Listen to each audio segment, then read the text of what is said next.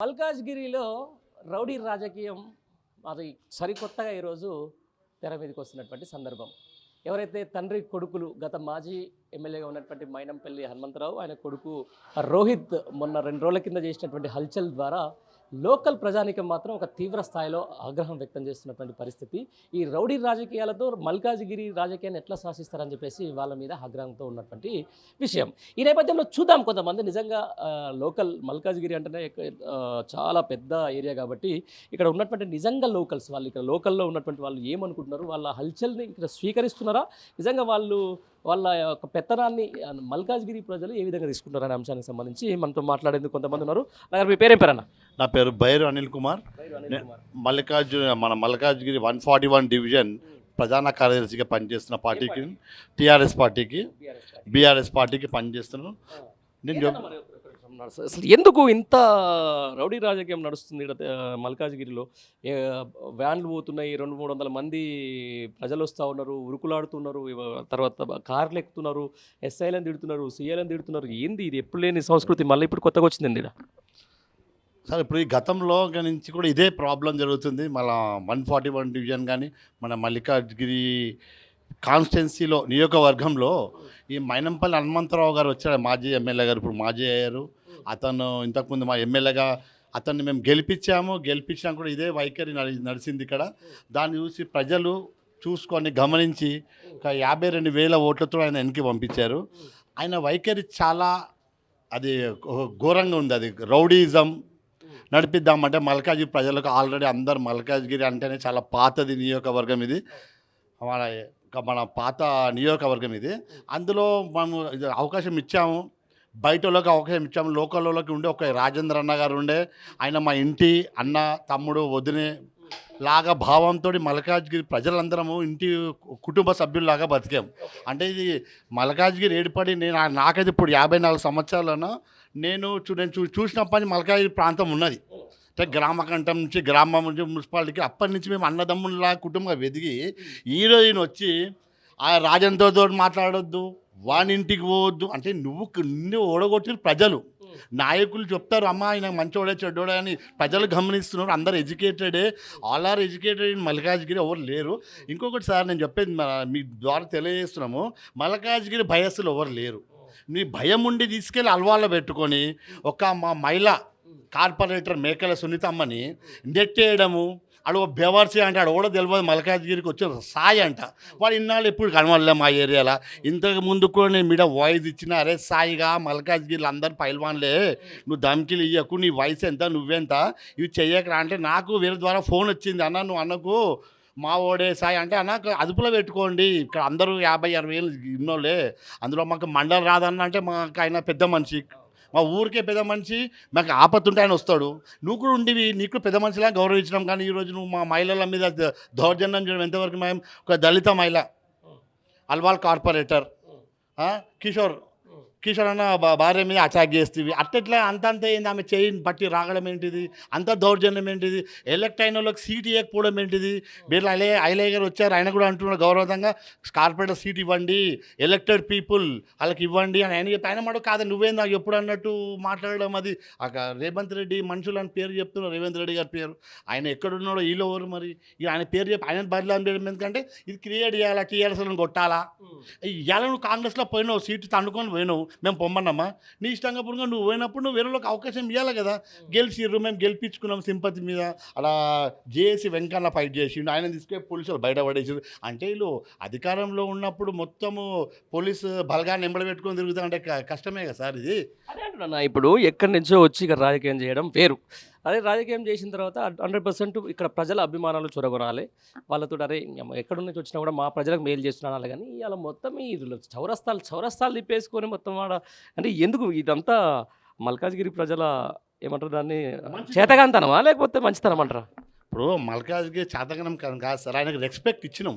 Respect కాపోలేకపోతున్నాం. మొన్న వచ్చిండు ఒక 20 మంది కార్లు వేసుకొని సైరన్ కొట్టుకుంటే ఉత్తమ్ నగర్ సభ్యులకి వస్తుంటే, ఆ ట్యూషన్కి వెళ్ళే టైం అదే, కాలేజ్ చదువుకునే అదే, ఇన్స్టిట్యూషన్స్ ఉండే అదే, అనుటెక్ దగ్గరకు వచ్చి హంగామా చేస్తే ఎంతమంది పిల్లల ఇన్స్టిట్యూషన్స్ ఖరాబ్ అయిపోయినాయి సార్. ఎడ్యుకేషన్ మా అమ్మాయి స్టడీంగ్ ఉస్మాన్ యూనివర్సిటీలో అమ్మాయి రానికి 9:10 అయింది సార్. ఒక అమ్మాయి ఎంత ట్రాఫిక్ జామ్ అయిపోయింది, ఎక్కడి జామ్ అయిపోయింది. అలాంటి నా బిడ్డలు వాళ్ళకి బిడ్డలు లేరా అంటే మీరు 10 మందిని వేసుకోవడం అయిపోయిందా?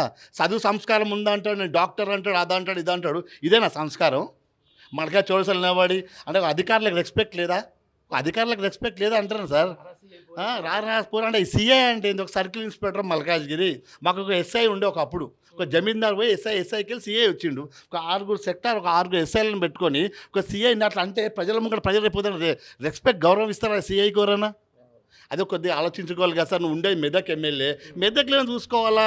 పోనీ వచ్చిన అభిమానంగా పిలిస్తే నువ్వు రా అన్న దండం పెడతాం పో, అది మా అభిమానం అది. కానీ నేను వచ్చి లోకల్ అందరిని తిట్టడము చాతకాంతరంలాగా అంటే కష్టం కదా, నాకు చాలా బాధాకరంగా అనిపించింది. మేము బాధపడేది కాక ఉన్న మళ్ళీ ప్రజలందరూ బాధపడుతున్నారు. ఈ రౌడీ రాజకీయం ఎందుకు పంపించారు, నెక్స్ట్ టైం ఇక్కడికి రావద్దు అని కోరుకుంటున్నారు సార్. ఇలా కార్పొరేటర్ మరి ఆయన ఎవరి జోరికి పోయిన వ్యక్తి కాదు. రామన్న అంటే అన్న అంటే ఏ రాత్రి అయినా వచ్చే మనిషి. ఈరోజు అయ్యింది, దాడి జరిగింది, వచ్చింది. చాలా ఖండిస్తాం అన్న. ఎందుకంటే ఒక అమాయకున్న వ్యక్తిని కొట్టడము ఇలా కొట్టిండొచ్చు, రేపు పొద్దున భగవంతుడు చూస్తారు కదా. కానీ ఇట్లాంటివి ఎప్పుడు తప్పు చేయొద్దు. దయచేసి కార్పొరేటర్ గారికి క్షమాపణ చెప్పాల్సిందే. ఇది క్షమాపణ చెప్తే అయిపోద్దా? క్షమాపణలు కాదన్న, ఇంకొకసారి ఇంకొకరికి అన్యాయం జరగకుంటుంటుంది. ఇలా కార్పొరేటర్ కొట్టడం ఏంటంటే అమాయకం చూసి కొట్టడం కాదు, జనాలని అంత రెచ్చగొట్టి భయభ్రాంతులు చేయడం ఇది తరైన కారణం కాదు. ఇంత రౌడీ రాజకీయం జరుగుతున్నప్పుడు అసలు ఏ హోదా లేకుండానే ఒక ఓడిపోయిన ఎమ్మెల్యేనే ఇంతగానం అల్చల్ చేస్తుంటే మరి ఎట్లా మల్కాజ్గిరి ప్రజలు ఏ విధంగా తీసుకుంటారు దీన్ని? నిజంగానే మరి అరే అమ్మ ఇట్లా పదవి ఇవ్వకపోతే మా మీద దాడులు చేస్తారని చెప్పేసి పదవి గడబెట్టే ప్రయత్నం ఏం చేస్తారా? రాబోయే రోజుల్లో ఖచ్చితంగా ప్రజలు ఖండిస్తున్నారు, చూస్తున్నారు. 100% టీఆర్ఎస్ విన్నర్ అవుతుంది కాబట్టి ఇవాళ దాడులు చేస్తున్నారు. నెక్స్ట్ వచ్చేది రాజ్యం టీఆర్ఎస్, 100% కేసీఆర్ వస్తుంది కాబట్టి ఇవన్నీ మాకు హోప్ తెచ్చడానికి ఇవన్నీ ఏం లేదు. మాకు హై పెంచుకోనికి మాకు 100% భగవంతుని దయ వల్ల మా కేసీఆర్ వస్తుండు. 100% టీఆర్ఎస్ ఫామ్లోకి వస్తుంది. ఆ తర్వాత మేమేం చెప్పాలో భగవంతుడు వాళ్ళు చెప్పిస్తాడు. పేరు సాయి ప్రసాద్ యాదవ్ అన్న. నేను ఉండేది మల్లికార్జున నగర్ అన్న, 141 డివిజన్. పుట్టి పెరిగింది అంత ఇక్కడనే అన్న. 30 years నుంచి ఇక్కడనే ఉన్నాను. చూసినావా మరి ఇట్లాంటి రౌడీ రాజకీయం ఎప్పుడన్నా? ఎప్పుడు చూడలేదన్న. ఇది ఏమైతుందో అసలు మల్కాజ్గిరిలో ఏం అర్థమవుతలేదు. అంటే ఒక మనిషితో తిరిగినా కానీ తిరగొద్దు, తిరిగితే కూడా కేసులే. అంటే ఉట్టి ఛాయ్ తాగడానికి కూడా కలవద్దు, కూర్చోవద్దు, ఏం చేయొద్దు. ఇక కూర్చుంటే కూడా ఎందుకు తిరిగినా, ఆ నెంబర్ తిరిగినా నీ మీద కేసు అంటే అరే ఇదెక్కడ లెక్కనే. ఇది ఎప్పుడు లేదు, ఎవరితో తిరిగినా నీ మీద పడదు ఎందుకు కేసు? ఇప్పుడు నేను రామన్నా, ఇప్పుడు నాకు కజిన్ అవుతాడన్న. నాకు పాలిటిక్స్తో సంబంధం లేదు, నాకు లీస్ట్ ఇంట్రెస్ట్ పాలిటిక్స్ అంటే నాకు ఇంట్రెస్ట్ లేదు. ఇట్లా కాంట్రవర్సీలు ఇవన్నీ ఉంటాయి అని చెప్పి నేను బిజినెస్ చేసుకుంటాను. నా బిజినెస్ నాకు ఉంది, హ్యాపీ లైఫ్ నాది. ఒక గోడౌన్ కట్టుకున్నాము. అక్కడికి ఎమ్మెల్యే సార్ ఒకరోజు వచ్చిండంటే వీళ్ళ కాలేజీలు ఉన్నాయి ఎమ్మెల్యే సార్కి. అయినా నీ దగ్గర ఏం ఎక్విప్మెంట్ ఉంది నాకు చూపి, నా కాలేజీలో ఈవెంట్లు అయితే నీ దగ్గర ఏం సామాను చూడు నీకు అని చెప్పి వచ్చిండు. ఒక 10 minutes కూర్చుండు. నేను ఇన్వైట్ చేసిన, సార్ ఒకసారి మా గోడౌన్కి రండి, మీరు ఎవరెవరికో ఇస్తారు ఈవెంట్స్, మాకు ఇవ్వండి, మేము మల్కాజ్గిరిలో ఉంటాం, మేము ఎమ్మెల్యే, మేము ఓటేసి గెలిపించుకున్నాం, మాకు కూడా హెల్ప్ చేయాలి, మాలాంటి వాళ్ళకి ఇవ్వకుండా బయట వాళ్ళకి ఎట్లా ఇస్తారంటే అరే కరెక్ట్గా చెప్పినావు సాయి, కానీ నీ దగ్గర ఇంత ఉందని నాకు తెలియదు అంటే నేను పెద్ద చేసిన సార్. మొన్న మిస్ వరల్డ్ కూడా నేనే చేసిన ఈవెంట్ అని కూడా చెప్పిన. 3 sets మాకు వచ్చినాయి, మా ఫ్రెండ్కి నాకు వచ్చినాయి. మొన్న మిస్ వరల్డ్ ఈవెంట్ కాంగ్రెస్ది, అది మేమే చేసినాం. ఇప్పుడు బోనాలకి కాంగ్రెస్వే వచ్చినాయి మాకు, మేమే పెట్టినాం స్క్రీన్స్ అవన్నీ. మొన్న కూడా అదే చెప్తే ఎమ్మెల్యే సార్ వచ్చిండు, ఛాయ్ తాగిండు, ఒక 10 నిమిషాలు ఉన్నాడు, వెళ్ళిపోయాడు. వచ్చినంత మాత్రాన ఈడు టీఆర్ఎస్ వాడు, ఈడు బీఆర్ఎస్ వాడు, ఇది ఊలగొట్టురు, ఏం పర్మిషన్లు ఉన్నాయని చెప్పి ఎప్పటి నుంచో వాడుతున్నాం, అది ఎప్పటి నుంచో యూసేజ్లో ఉంది గోడౌన్. దాన్ని కూలగొట్టనికి అని చెప్పి జిహెచ్ఎంసీ వాళ్ళని కంటిన్యూస్గా పంపిస్తారు. సరే పంపించారు, మేమన్నాం సార్ ఇది పాతది, దీని పర్మిషన్ ఉంది, ఇట్లుంది, ఇంతకుముందు కూలగొట్టినారు, దాంట్లోనే మేము కట్టుకున్నాము. షెడ్ ఇది టెంపరవరీ షెడ్. మల్కాజ్గిరిలో ఒక 100 టెంపరవరీ షెడ్లు ఉంటాయి ఇట్లాంటివి, నేను పేరునే చూపిస్తా. గల్లీకి ఒకటి ఉంది, మున్సిపల్ ఆఫీస్ గల్లీలోనే ఉంది ఒకటి. ఇప్పుడు సరే ఎందుకు నీ మీద ఎందుకు ఇంత కక్ష సాధింపు? నీ మీద ఏమేం కేసేసి? నా మీద ఇప్పుడు 2 ఎఫ్ఐఆర్లు చేసినారు. నన్ను ఏమంటారు, నువ్వు డ్రగ్గిస్ట్ అంటారు, ఇదంటారు అదంటారు. అరే నా ఇంటికెళ్ళి ఇస్తా, నీకు ఏం కావాలి అది సేడికి రమ్మంటే ఆడికి వస్తాను, నువ్వు డ్రగ్గిస్ట్ అంటున్నావు. నేను కాదు సార్, నేను బీఆర్ఎస్ పార్టీ కాదు, ఏ పార్టీ కాదు. నేను ఇన్వైట్ చేస్తే వాళ్ళ కాలేజీలు ఉన్నాయి, నాకు రూపాయి దందా వస్తుంది అని చెప్పి నేను ఒక ఎమ్మెల్యే సార్ని పిలుచుకున్నాను. ఎమ్మెల్యేని కూడా పిలుచుకోలేదు, నేను ఒక ఇన్స్టిట్యూట్ ఓనర్ని పిలుచుకున్నాను. ఈవెంట్ ఇస్తాడని చెప్పేసి నేను అది వెళ్ళి చెప్పిన, నేను మా వైఫ్ వెళ్ళినాం, మా వైఫ్ పేరు మీద నా పేరు మీద వేసినారు. ఇప్పుడు నాది లవ్ మ్యారేజ్, మా ఫ్యామిలీ ఇష్యూస్ చాలా ఉన్నాయి సార్, వేరే దానికి పార్టీకి సంబంధం లేదు. దాన్ని పార్టీలోకి లాగి అది చెప్దామని చెప్పి నేను మైనంపల్లి గారి ఇంటికి వెళ్ళినాను. నేను మా వైఫ్ వెళ్తే ఇష్టం ఉన్నట్టే ఆ రామ్ గాన్ మనిషి ఆయన దగ్గర రానియద్దు, అని ఇది చేస్తా అని అది చేస్తా నా టైం వచ్చినప్పుడు అని చెప్పి ఇష్టం ఉన్నట్టు మాట్లాడి మా వైఫ్ని కూడా చిన్న చూపు చేసి పంపించేసిండు.